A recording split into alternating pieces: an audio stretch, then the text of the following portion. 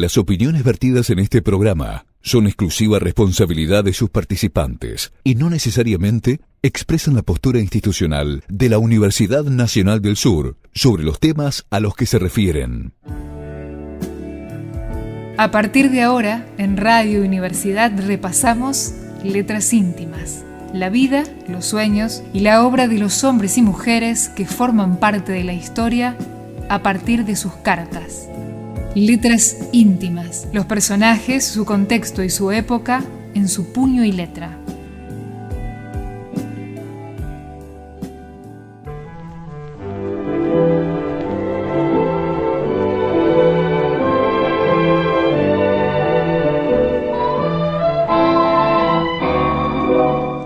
Tennessee Williams. ¿Por qué escribo? Porque encuentro la vida poco satisfactoria. La muerte es un momento, la vida muchos. Aquí comienza Letras Íntimas, este espacio mágico donde nos acercamos a grandes personalidades a través de sus cartas. Hoy, cartas de Tennessee Williams. Thomas William III, más conocido por el seudónimo de Tennessee Williams, nació en Mississippi el 26 de marzo de 1911 y falleció en Nueva York el 25 de febrero de 1983. Fue un destacado dramaturgo estadounidense. Así comienza Letras Íntimas, un viaje en el tiempo.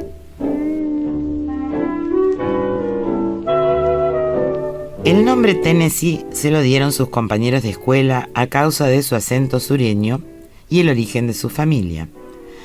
En 1948 ganó el premio Pulitzer de teatro por un tranvía llamado Deseo y en 1955 por La gata sobre el tejado de zinc. I feel all the time like a cat on a hot tin roof. Then jump off the roof, Maggie, jump off it. The Tennessee Williams Pulitzer Prize-winning play unfolds with a shocking impact and uncompromising realism that makes its author the most talked-about dramatist of our day. Elizabeth Taylor is Maggie the Cat. Además de estas dos obras, recibieron el premio de la crítica teatral de Nueva York, El Zoo de Cristal, de 1945, La Noche de la Iguana, 1961, su obra de 1952, La Rosa Tatuada, dedicada a su compañero Frank Merlo, recibió el premio Tony a la mejor obra. Los críticos del género sostienen que Williams escribía en estilo gótico sureño. Es conocido mundialmente porque muchas de sus obras han sido llevadas a la pantalla.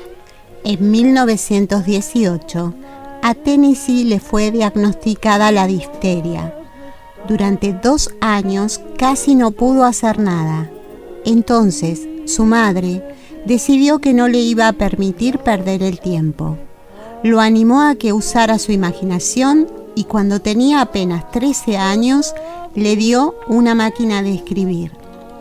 Williams ganó así el 3er premio por un artículo publicado en 1927, a los 16 años, por el cual cobró apenas $5. A principios de los años 30, Williams estudió en la Universidad de Missouri en Columbia, donde fue miembro de la fraternidad Alpha Omega.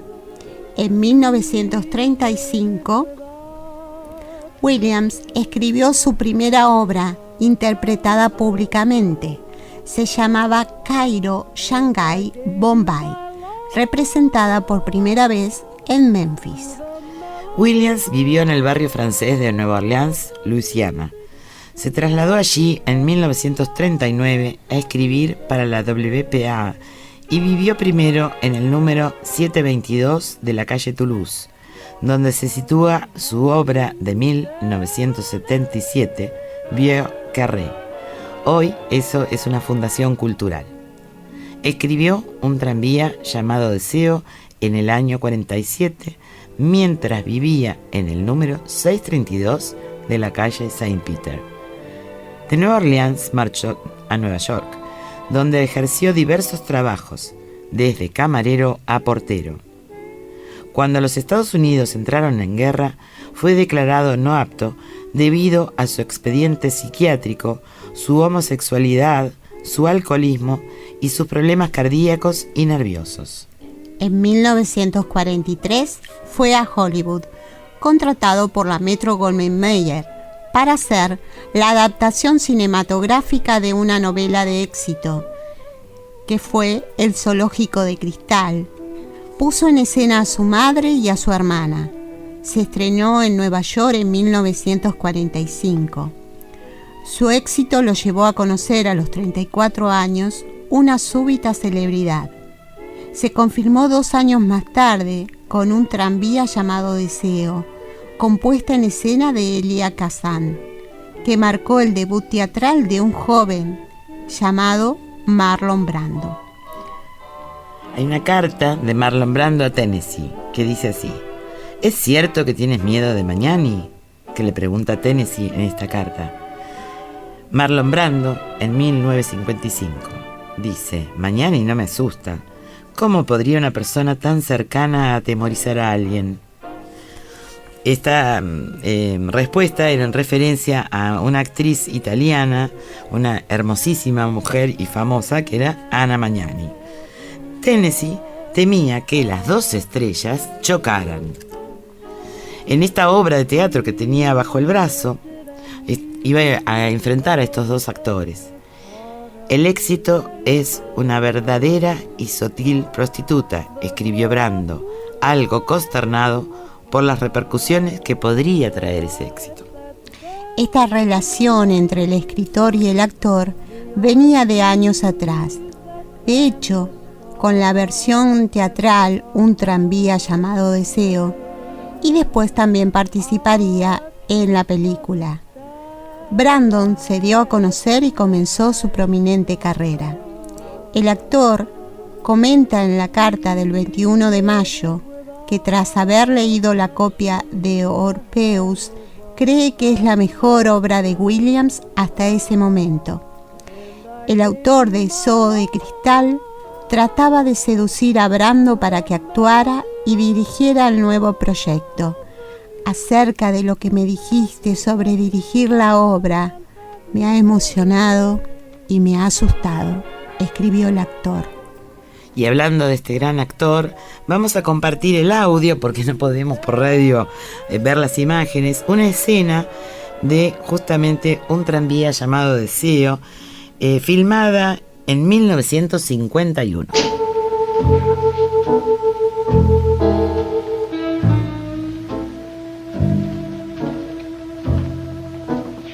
You must be Stanley. I'm Blanche. Oh, you're still sister. Yes. Oh, hi. Hey, where's the little woman?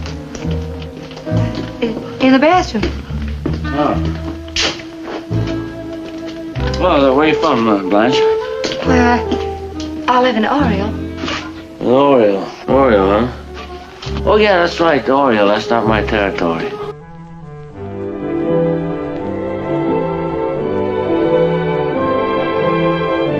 Tennessee se sentía muy próximo a su hermana Rose, que quizá fue quien más influyó en él. Ella era una belleza delgada que pasó la mayor parte de su vida adulta en hospitales mentales. Sus padres autorizaron una lobotomía prefrontal en un intento de tratarla. La operación fue llevada a cabo en 1943. Resultó mal y Rose quedó incapacitada para el resto de su vida.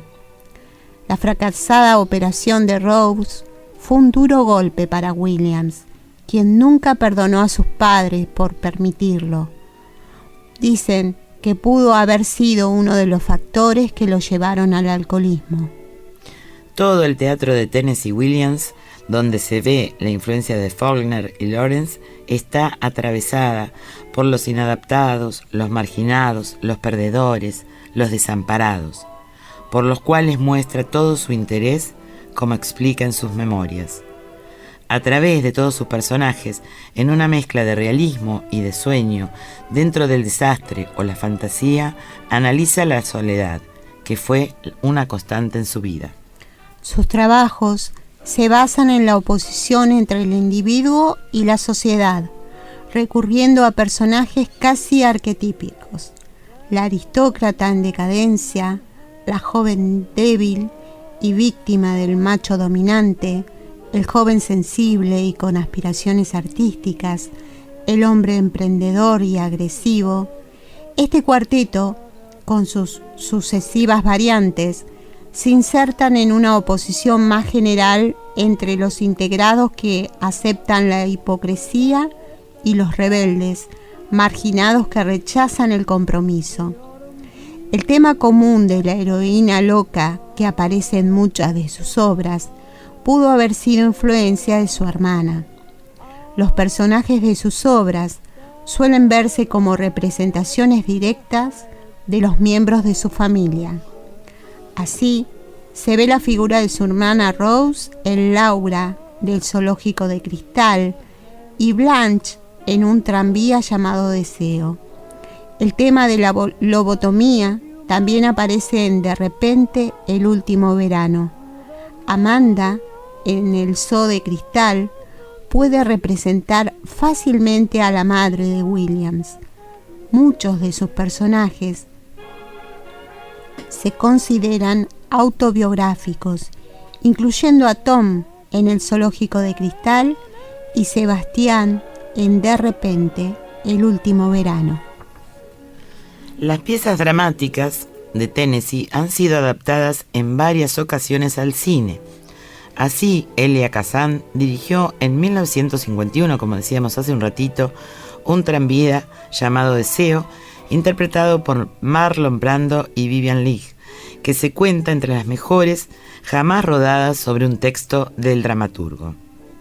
Daniel Mann llevó al cine La rosa tatuada con Anna Magnani en un papel escrito expresamente para ella y que le dio varios premios de interpretación, como por ejemplo, entre otros, el Oscar. Acá también aparece Burt Lancaster, y la Magnani se había negado a hacerla en los escenarios de Broadway, y así fue que aparece luego, consagrándose, Maureen Stapleton. Y acá leemos una carta a Elia Kazan. Dice Tennessee: no existen personas buenas ni malas. Algunas son un poco mejores o un poco peores, pero todas se mueven más por error que por malicia. La ceguera ante lo que ocurre en el corazón de los demás. Nadie ve definitivamente a los demás, sino a través de los defectos de su propio ego. Así es como todos nos vemos mutuamente en la vida. La vanidad, el temor, el deseo y la competitividad, deformaciones que se hallan en el interior de nuestro ego, condicionan la manera de ver a las personas con las que nos relacionamos.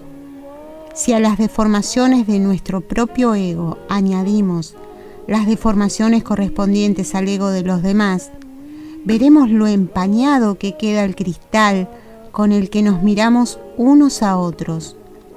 Es así en todas las relaciones de la vida, salvo cuando existe ese extraño caso de dos personas que se aman con la intensidad suficiente para eliminar esas capas de opacidad y ver el alma desnuda del otro. Esos casos me parecen puramente teóricos. Vamos a compartir ahora un pequeño fragmento de una entrevista con la voz, por supuesto hablando en inglés, de Tennessee Williams. Right. I'm on the wagon now, and I must say it feels very strange. You've given it up. I allow myself one drink a day. And you've given up sleeping pills as well? Yes, I had to give them up. I'm just on myself now.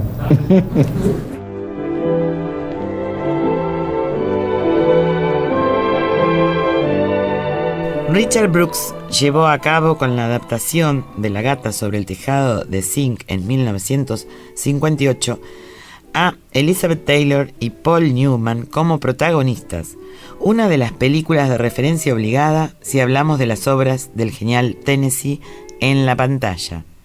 El mismo Brooks dirigió en 1962 la adaptación de Dulce pájaro de juventud, repitiendo nuevamente la actuación de Paul Newman y la excepcional Geraldine Page. Joseph Mankiewicz estrenó en 1959 De repente el último verano, con un reparto estelar, como sucede en muchas películas basadas en las obras de Tennessee: Elizabeth Taylor, Katharine Hepburn y Montgomery Clift. Se convirtió casi entonces en una de las mejores, si no la mejor, traslación de su obra a la gran pantalla. En 1961, Vivien Leigh repitió con obra de Tennessee Williams En la primavera romana de la señora Stone, dirigida por José Quintero y acompañada por un juvenil Warren Beatty.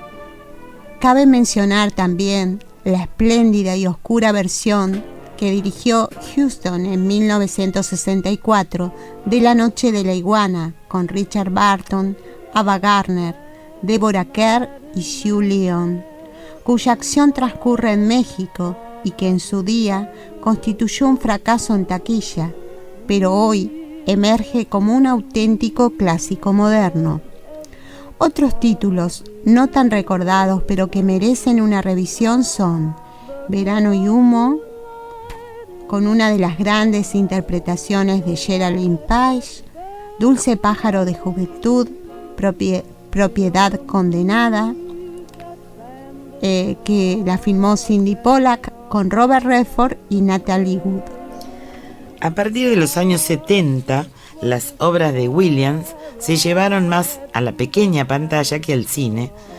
El Zoo de Cristal, por ejemplo, con Katharine Hepburn, Un tranvía llevado de Seo en 1984 con Anne Margaret, La gata sobre el tejado de zinc en el año 85 con Jessica Lange, Dulce pájaro de juventud en el 89 con Elizabeth Taylor, y así siguen y siguen la innumerable cantidad de puestas que se hicieron también en televisión. Williams finalmente fue enterrado en el cementerio de St. Louis, Missouri, a pesar de su deseo de ser enterrado junto al mar, aproximadamente en el mismo lugar que el poeta Hart Crane, a quien consideraba una de sus influencias más significativas. Legó sus derechos literarios de sus obras a una universidad en honor a su abuelo, Walter Deakin, un alumno de la universidad ubicada en Sheway, Tennessee. Los fondos hoy sostienen un programa de escritura creativa. En 1989, Williams fue incluido en el Paseo de la Fama de St. Louis.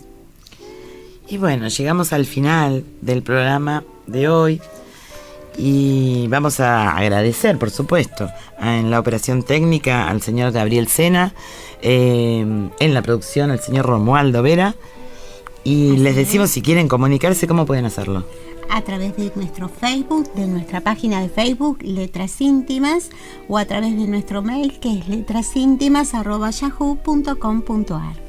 Bueno, ¿y sabemos de quién vamos a hablar el próximo Letras Íntimas? Estamos viendo una película que nos ha gustado mucho, que se llama Silvia, y que habla sobre una escritora, Silvia Plath, que ha tenido una vida apasionante, y sobre ella va a tratar el próximo Letras Íntimas. Muy bien, nos estamos entonces despidiendo hasta el próximo Letras Íntimas. Un viaje en el tiempo. Aquí terminamos de leer Letras Íntimas, la vida, los sueños y la obra de los hombres y mujeres que forman parte de la historia a partir de sus cartas. Letras Íntimas, los personajes, su contexto y su época en su puño y letra. Nos reencontramos el próximo jueves a las 20:30 por AM 1240, Radio Universidad.